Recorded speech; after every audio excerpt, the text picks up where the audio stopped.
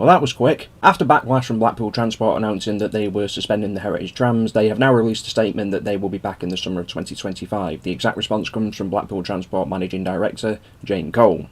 I can confirm that the future of our heritage trams is safe and that we aim to bring them back on the promenade next year. However, before that can happen, there are a number of complex operational issues that need to be addressed.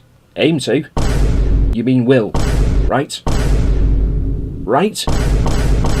I'm trusting that the heritage trams won't be closed or made into special events only, as far as I can tip one off the tracks, because does this not really a confirmation negate everything I said in the previous video? No, far from it.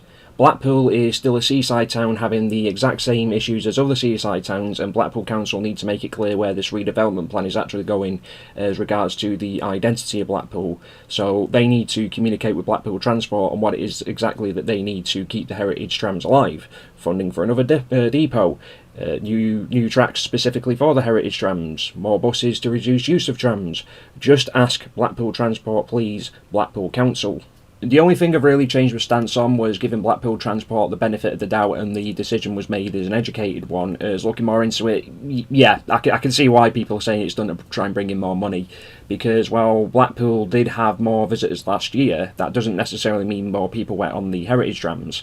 I don't have a breakdown of the costs, so I can't see what Blackpool Transport is making in net profits or deficits for the heritage trams, but I should imagine it's nowhere near what the actual network makes, even if you just focus on the trams and forget the buses. Now, I'm only going to mention this for the rail enthusiasts because I'm just a casual tram enjoyer, but I know there's a whole thing about the charging stations, well, that's more involved stuff, so if people want to comment so dumb shits like me can understand it better and have more information on how it involves Blackpool Transport, then yeah, go nuts.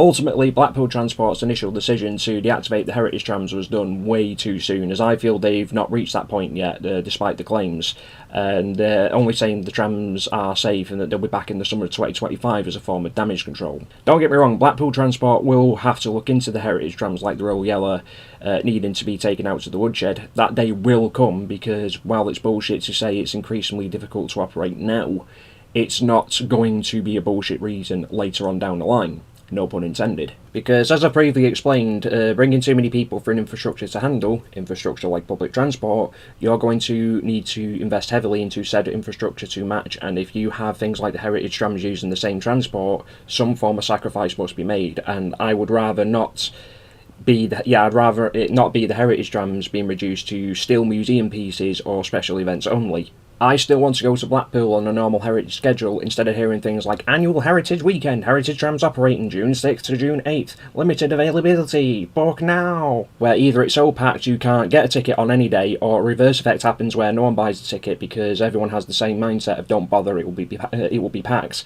And then when Blackpool Transport goes, hey, we made a few quid, or we need to make at least some money, extend it, people then ask the question, why not just bring them back?